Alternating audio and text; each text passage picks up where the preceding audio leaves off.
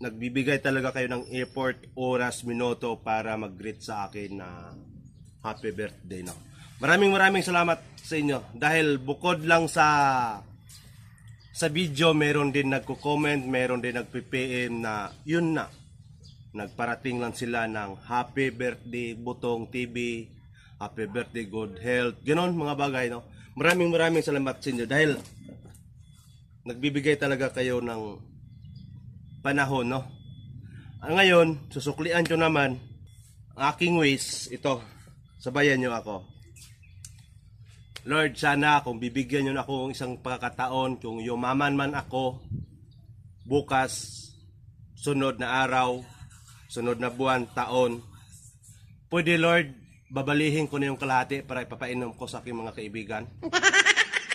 Amen.